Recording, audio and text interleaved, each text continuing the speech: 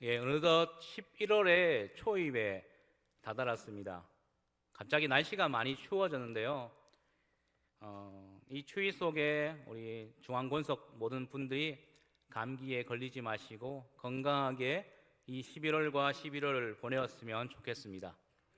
제가 설교를 하기 전에 목회자의 영성으로 예언을 하려고 합니다. 아주 디테일하게 예언할 건데요. 적으실 분은 적으셔도 됩니다.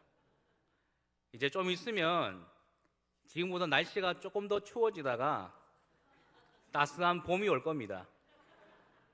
저는 거짓 예언을 하지 않습니다. 또한 여러분들 인생에도 따스한 봄처럼 여러분 인생에 따스한 날이 믿음의 여정 속에 따스한 봄이 찾아올 줄 믿습니다. 우리 시간 옆에 계신 지체들과 사랑의 교제를 나누실 텐데요. 우리의 인생에도 따스한 봄이 옵니다 라고 인사하도록 하겠습니다. 아멘. 예전에 그 CTS 방송에서 이제 제가 어느 한 분의 간증을 본 적이 있는데요. 이 사람이 어떤 기업의 대표였습니다. 열심히 일을 하고 이 기업을 살리고자 열심히 일을 했지만 끝끝내 그 회사가 부도가 나게 된 겁니다. 그래서 너무나 충격적인 일에 망연자실하게 술을 먹고 만취가 된 상태에서 길바닥에 앉아서 자신의 휴대폰을 보았습니다. 그래서 휴대폰에 있는 그 수백 명의 사람들에게 전화를 해서 내가 위로함을 받고 싶은데 아무리 휴대폰을 뒤져봐도 자신을 위로해 줄 사람이 없었다는 겁니다. 이 미칠 것 같은 이 마음을 누가 와서 위로해주고 붙잡아 주기를 원했지만 이 한밤중에 달려와서 나를 위로해 줄 사람이 한 명도 없었다는 겁니다. 이 기업의 대표가 큰 충격을 받고 이 세상에는 진정으로 나를 위로해 줄 사람이 없구나 라고 고민하다가 이후에 예수님을 믿게 되었다는 간증을 들은 적이 있습니다.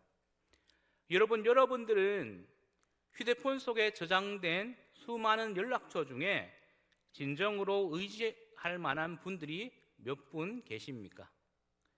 제가 제 휴대폰을 한번 연락처를 찾아보았거든요. 그래서 깜짝 놀랄 일이 발견되었습니다.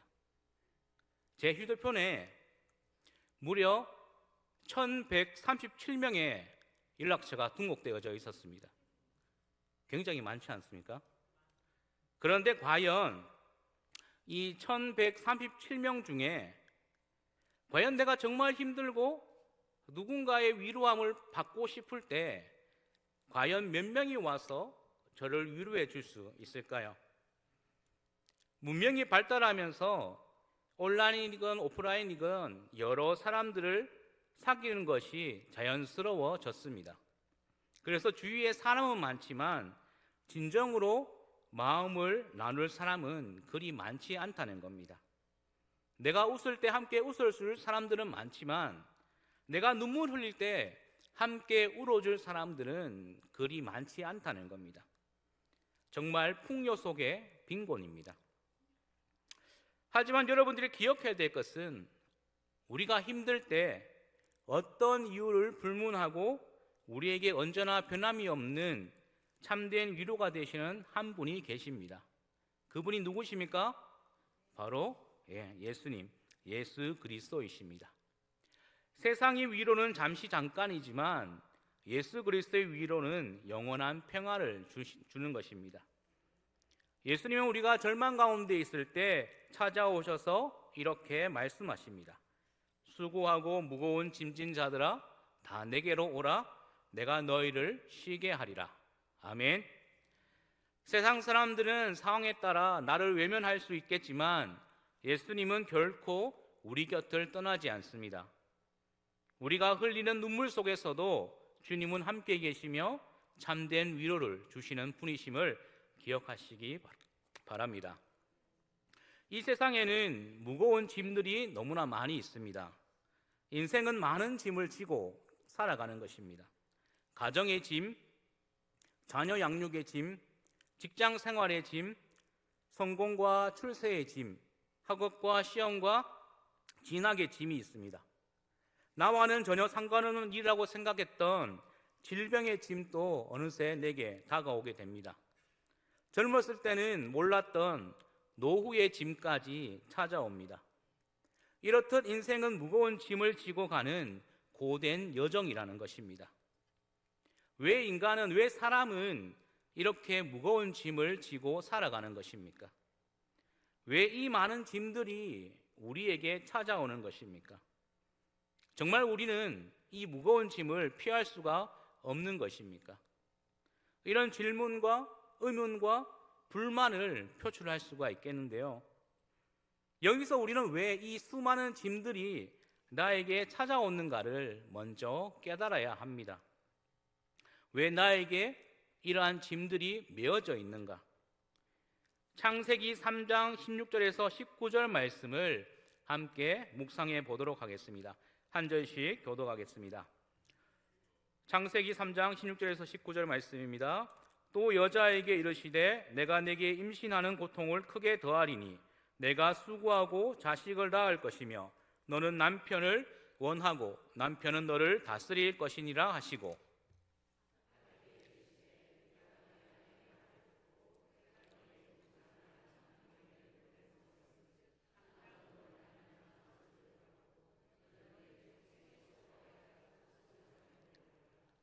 땅이 내게 가시덤불과 엉겅퀴를 낼 것이라 내가 먹을 것은 밭의 채소인즉 내가 흙으로 돌아갈 때까지 얼굴에 땀을 흘려야 먹을 것을 먹으리니 내가 그것에서 취함을 입었음이라 너는 흙이니 흙으로 돌아갈 것이니라 하시니라. 아멘. 이 말씀은 인류의 첫 조상 아담과 하와가 하나님께 불순종함으로 인해서 내려진 하나님의 형벌입니다. 인간의 불순종으로 인해서 세상에는 고통의 짐, 노동의 짐, 죽음의 짐이 들어왔습니다. 이 세 가지는 인류가 모두가 피할 수 없는 짐이라는 겁니다. 해산의 고통으로 인해 어떻게 되었습니까? 우리가 하나님의 선물이다라고 말하는 고귀한 생명의 탄생에도 불구하고 그 해산의 고통이 따라온다는 겁니다. 노동의 고통으로 인해서 수고하고 땀을 흘려야지만이 겨우겨우 먹고 살 수 있다는 겁니다.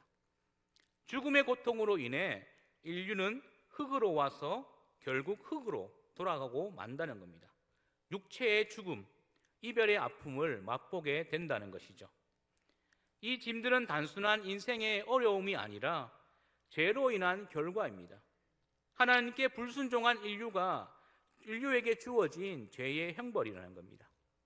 사랑하는 성도 여러분, 이 짐은 내가 지기 싫다고 해서 내려놓을 수 있는 것이 아닙니다. 누구든지 반드시 감당해야 될 현실이라는 겁니다. 그렇다고 우리가 이 짐 속에서 절망으로 주저앉아 있을 필요가 없습니다. 왜입니까? 하나님께서 예수 그리스도를 통해 우리의 죄와 고통의 짐을 대신 지셨기 때문입니다. 예수님은 말씀하십니다. 수고하고 무거운 짐진 자들아 다 내게로 오라 내가 너희를 쉬게 하리라. 아멘. 오늘 본문 말씀 30절 말씀에도 내 멍에는 쉽고 내 짐은 가벼움이라 라고 말씀하고 있습니다. 이 무거운 짐을 예수님께로 가져가면 예수님이 대신 져 주신다는 겁니다. 무거웠던 내 멍에가 내 짐을 예수님이 져 주시니 쉽고 가벼워지는 것입니다. 우리는 나의 짐을 피할 수는 없지만 그 짐을 주님께 맡길 수는 있다는 겁니다. 주님께 나아가 나의 짐을 맡길 때 참된 신과 회복이 있음을 기억하시기 바랍니다. 예수님은 우리에게 소망을 주시는 분이십니다. 시리에 빠진 사람들에게 힘을 주시고 넘어진 자들을 다시 일으켜 세워주시고 또 예수 믿는 사람들은 절대로 낙심하거나 절망해서는 안 되는 이유가 예수님과 우리와 늘 함께하고 계시기 때문입니다. 예수님께서 우리에게 소망과 새 힘을 주셨기 때문에 그리스도인에게는 오직 무엇이 있습니까? 오직 감사가 있는 것입니다. 세상의 비그리스도인들 혹은 그리스도인들 모두에게나 동일한 삶이 주어집니다. 세상의 비그리스도인들은 하나님이 어디 있느냐, 있으면 왜 보고만 있느냐라고 맹비난을 하지만 가만히 이 세상을 살펴보면 하나님이 살아계시다는 것을, 또한 하나님이 우리를 도우신다는 증거를 수도 없이 발견할 수가 있습니다. 단지 먹고 사는 문제가 너무나 크기 때문에 가장 중요한 부분들을 바라보지 못하고 있다는 겁니다. 그리스도인이건 비그리스도인이건 삶은 동일합니다. 똑같이 밥을 먹고 똑같이 잠을 자고 운동을 하고 일을 하고 휴식을 합니다. 이러한 같은 일상에서 유일하게 다른 차이가 무엇입니까? 비그리스도인들은 세상 부귀영화를 쫓으며 살아가고 있지만 성도는 이 반복된 일상에서도 하나님의 은혜를 찾고 있다는 것입니다. 그래서 세상은 우리를 향하여 그리스도인이라고 부르는 것입니다.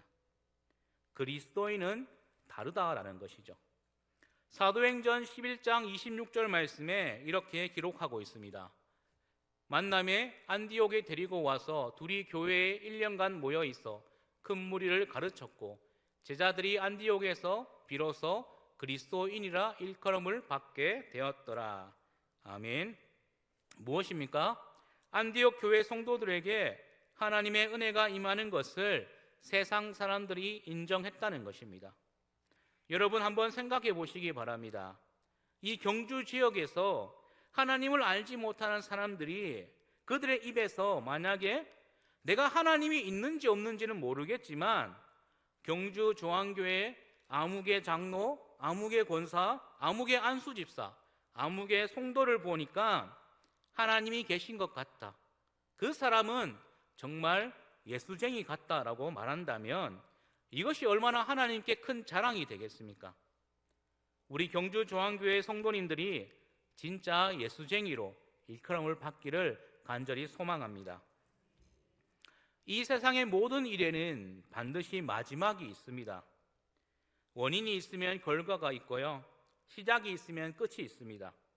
아침이 지나면 저녁이 오고요, 한 해가 시작되면 마침내 12월이 찾아옵니다. 올해는 추운 12월을 피해보자 한다고 해서 12월을 안 지낼 수가 있겠습니까? 아니죠. 12월은 반드시 우리에게 다가옵니다. 이 세상의 모든 일은 하나님께서 정해놓은 순리대로 따라 진행됩니다. 제가 처음 시간에 예언한 것처럼 반드시 봄은 오게 되어 있습니다. 우리의 인생 또한 그 순리 가운데 마지막을 반드시 맞이하게 됩니다. 인생의 마지막 길에 사망의 길로 가는 사람 또는 영원한 생명으로 가는 사람으로 나뉘어지게 될 것입니다. 예수님께서는 우리 인생에 영원한 생명을 주시기 위해 이 땅에 오셨습니다. 그래서 길이요 진리요 생명이 되시는 예수님으로 인해 우리는 영원한 생명을 보장받게 된 것이지요. 이 참지를 믿고 나아가시는 귀한 성도님 되기를 간절히 소망합니다. 두 번째로 예수님은 여러분들을 초청하였습니다. 수고하고 무거운 짐진 자들아 다 내게로 오라. 예수님께서는 여러분을 초청하고 있습니다. 인생에 수고하고 무거운 짐진 자들아 모두 다 내게로 오라라고 말씀하셨죠. 예수님의 초청에는 제한이 없습니다. 남자, 여자, 노인, 젊은이, 아이, 부자, 가난한 자, 건강한 자, 병든 자, 그 누구든지 예수님께로 나아오면 반가이 맞이해 준다라는 것입니다. 우리가 지난주 112 VIP 초청잔치를 준비하면서 거점 전도나 및 개인 전도를 통하여서 우리 VIP 분들을 교회로 초대한 것처럼 세상에서로 이 찌라시 광고를 통해 사람들을 오라고 합니다. 그러나 세상이 오라고 하는 곳에는 조건이 있습니다. 무엇을 가지고 와야 되겠습니까? 세상이 오라고 하는 곳에는 돈을 가지고 가야 됩니다. 초대를 받아도 돈이 없으면 아무것도 할 수가 없는 것이 세상의 초대입니다. 그러나 예수님은 빈부귀천을 구별하지 않습니다. 대가를 바라지도 않는다는 겁니다. 누구나 다 공짜로 맞이해 주시고 그 공짜 속에서 모든 것을 누리게 하시는 분이 바로 예수님이시라는 겁니다. 오히려 죄인을 부르셔서 의인 삼아 주시고 병든 자를 부르셔서 치료하여 주시고 엉둘린 자를 오라 하셔서 자유케 하시는 분이 우리 하나님이시라는 겁니다. 또한 무거운 짐진 자를 오라고 하셔서 가볍게 하십니다. 저와 여러분들은 그렇게 부름받아 변화되고 치유되고 자유롭게 되어 지금 이 자리에 모여서 예배하고 있지 않습니까? 이것이 하나님의 은혜임을 고백하시기 바랍니다. 우리가 죄인 되었을 때에 우리를 만나 주시고 죄를 씻어 주셨습니다. 지혜가 부족하면 지혜를 주시고 치료가 필요하면 치료를 주시고 평안이 필요하면 평안을 주셨습니다. 우리가 구하는 것마다 마다하지 않고 들어주시는 예수님께서 우리 곁에 계셔서 말씀합니다. 오늘 29절에서 30절 말씀인데요. 나는 마음이 온유하고 겸손하니 나의 멍에를 메고 내게 배우라. 그리하면 너희 마음이 쉼을 얻으리니 이는 내 멍에는 쉽고 내 짐은 가벼움이라 하시니라. 아멘. 여러분, 비님과 비놈의 차이를 아십니까? 비님과 비놈의 차이를 아십니까? 올해 4월에 의성에서부터 시작하여서 안동, 청송, 영양, 영덕으로 대규모 산불이 발생하였습니다. 약 7일간 계속된 이 산불 속에서 우리의 마음이 노심초사했을 것입니다. 신앙이 있건 없건 다 같이 기도했습니다. 신앙이 있는 사람들은 하나님께 기도했겠지만 신앙이 없는 사람들은 어떻게 기도합니까? 비님께서 오셔야 되는데, 비님께서 오셔야지만이 이 산불이 꺼지는데 아마 이렇게 기도했을 겁니다. 또 누군가는 지난달 10월 한 달 동안 약 20일 동안 비가 내렸지 않습니까? 그 내리는 비를 보면서 무엇이라 말했겠습니까? 이놈 비놈 이거 언제 끝이나 라고 말했을 것입니다. 어느 교회에 어떤 장로님과 권사님이 가정이 있었습니다. 교회에서 많은 성도들로부터 칭찬을 받았는데요. 집에만 가면 이 장로님 권사님이 부부싸움을 했다고 합니다. 그래서 권사님이 도저히 안 되어서 담임 목사님을 찾아가서 이런 사정을 말하면서 상담을 요청했습니다. 그래서 담임 목사님이 책을 한 권을 추천해 주었거든요. 우리 이미지 사진을 한번 띄워주시기 바랍니다. 목사님이 어떠한 책을 추천해 주었냐면 이 책입니다. 필립 얀시가 저서한 내 안에 하나님이 없다 라는 책을 추천해 주었습니다. 그래서 권사님이 이 책 제목을 보면서 이것은 분명히 내 남편을 위한 책이다 해서 장로님에게 책을 전달했다고 합니다. 그래서 장로님이 이 책 제목을 보면서 이것은 당신을 위한 것인데 당신이나 읽으라고 말하면서 제목을 가리킵니다. 책 제목이 어떻게 되었습니까? 내 안에 하나님이 없다라고 된 것입니다. 무슨 이야기입니까? 마음이 중요하다는 겁니다. 어떤 마음을 가지냐에 따라서 비님이 될 수 있고 비놈이 될 수가 있습니다. 어떠한 마음에 따라서 내 안에 예수가 없음을 인정하는 경우가 있을 것이고 당신 안에 예수가 없다고 정죄하는 방향이 있을 수가 있다는 겁니다. 누가복음 6장 45절 말씀에 이렇게 기록되어져 있습니다. 함께 봉독하겠습니다. 선한 사람은 마음에 쌓은 선에서 선을 내고 악한 자는 그 쌓은 악에서 악을 내나니 이는 마음에 가득한 것을 입으로 말함이니라. 아멘. 무슨 이야기입니까? 생각이 먼저가 아니라 마음이 먼저라는 겁니다. 마음에 가득한 것이 입으로 나오게 되는데요. 내 마음에 선한 것이 넘치면 선함이 나오고 내 마음에 악함이 넘치면 악함이 표출이 되는 것입니다. 여러분, 선한 마음을 가지시기 바랍니다. 우리가 흔히 말하기를 감사로 받으면 어떻게 됩니까? 맞습니다. 버릴 것이 없죠. 디모데전서 4장 4절 말씀에 이렇게 기록하고 있습니다. 함께 봉독하겠습니다. 하나님께서 지으신 모든 것이 선함에 감사함으로 받으면 버릴 것이 없나니. 아멘. 우리 마음이 감사로 충만하면 어느 것 하나 버릴 것이 없게 되는 것입니다. 우리의 마음에 하나님의 것을 채워나가시는 여러분 되기를 간절히 소망합니다. 하나님께서도 말씀하셨습니다. 나는 사람의 외모를 보는 것이 아니라 어디를 보십니까? 중심, 곧 마음을 본다는 것입니다. 하나님이 왜 우리의 중심의 마음을 보십니까? 여러분, 우리의 마음에 무엇이 있습니까? 바로 성령께서 우리 안에 내주하시는데요, 성령이 내주하시는 그 장소가 바로 우리의 마음이라는 겁니다. 우리의 마음에 거하셔서 나를 도우시고 위로하시고 변화시키시고 깨닫게 하시고 순종하게 하시고 능력을 주셔서 선한 마음을 만들어 가시는 것입니다. 그렇기에 흔히 우리가 말하는 네 마음대로 해라 라는 이 말을 우리는 어떻게 받아들여야 되겠습니까? 그리스도인은 이렇게 받아들여야 됩니다. 내 안에 성령이 하라 하시는 대로 하라라는 겁니다. 자녀들에게도 그냥 네 마음대로 해라 라고 말하지 마시고 네 안에 성령이 역사하시는 대로 한번 해봐라라고 권면할 수 있게 바랍니다. 오늘 말씀에도 예수님은 29절에서 30절 말씀에 한 번 더 봉독하자면 나는 마음이 온유하고 겸손하니 나의 멍에를 메고 내게 배우라. 그리하면 너희 마음이 쉼을 얻으리니 이런 내 멍에는 쉽고 내 짐은 가벼움이라 라고 말씀하고 있습니다. 사랑하는 성도 여러분들, 수고하고 무거운 짐진자들아 다 내게로 오라. 내가 너를 쉬게 하리라 라고 말씀하셨다고 해서 현실적으로 내가 짊어져야 되는 세상의 짐의 무게가 사라지는 것은 아닙니다. 예수님께서는 이제 더 이상 무거운 짐을 짊어질 필요가 없다라고 말씀하시지 않으셨습니다. 오히려 나의 멍에를 메고 내게 배우라라고 말씀하십니다.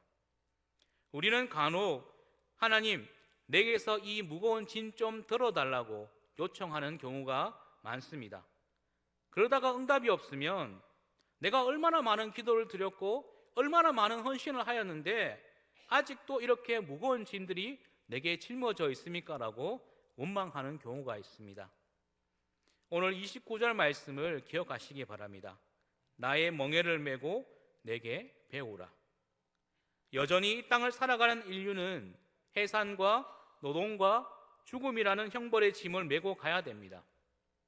멍에는 소를 부릴 때 쓰던 도구로 예수님의 멍에를 맨다는 것은 예수님의 인도와 훈련을 받으며 순종하는 삶을 뜻합니다. 그런데 어떻게 하라 하십니까? 어떻게 해준다 하십니까? 너희 마음에 힘을 얻으리니 라고 말씀합니다. 곧 우리의 마음에 계신 성령께서 단순한 휴식이 아니라 영혼이 하나님 안에서 안식되는 참 평안을 누리게 해주겠다라고 말씀하고 있는 겁니다. 이것이 하나님의 은혜입니다. 무거운 멍에도 마음의 감사로 받으면 안식이 되고 평안이 되는 것이 은혜입니다. 오늘의 시대는 마음의 힘이 필요한 시대입니다. 돈이 많다고, 명예가 있다고, 박사학위가 있다고 행복한 것이 아닙니다. 여러분, 돈이 많으면 행복합니까? 인기 있으면 행복하겠습니까? 뉴스를 보면 돈 없고 인기 없고 삶에 낙이 없는 사람들이 자살을 선택하는 것을 보게 됩니다. 그러나 반대로 돈 많고 인기 있는 사람들도 이 자살을 선택한다는 겁니다. 세상의 것에서 진정한 평안을 누리지 못했기 때문입니다. 진정한 평안은 하나님께서 주셔야지만이 평안을 누릴 수 있는 것입니다. 우리는 지금까지 정신없이 살아왔습니다. 눈 앞만 보며 달려왔다는 겁니다. 우리가 한치 앞만 보고 달려왔다면 거기에는 참 평안이 존재하지 않습니다. 그러니 이제는 바로 눈 앞만 바라보는 것이 아니라 영원한 생명을 바라보시는 여러분 되기를 간절히 소망합니다. 짧은 인생 속에서 하나님을 만나고 그 마음의 힘을 얻어 행복한 인생으로 살아가는 여러분이 되기를 간절히 소망합니다. 하나님은 우리에게 완전히 그 무거운 짐을 다 벗어 던지라라고 말씀하지 않습니다. 내 안에 우리가 짊어져야 될 사명이 있습니다. 그 사명의 짐과 나아가야 될 그리스도인의 짐이 있습니다. 그것을 달게 지고, 그것을 예수님의 멍에로 생각하고 달게 지고 나아갈 때 거기에 참 평안이 있는 것입니다. 여러분의 삶 속에 예수님이 함께 하심으로 참 평안을 누리고 또 올해 2025년 한 해를 믿음으로, 말씀으로, 평안으로 이 한 해를 잘 마무리할 수 있는 저와 여러분 되기를 간절히 소망합니다. 기도하시겠습니다.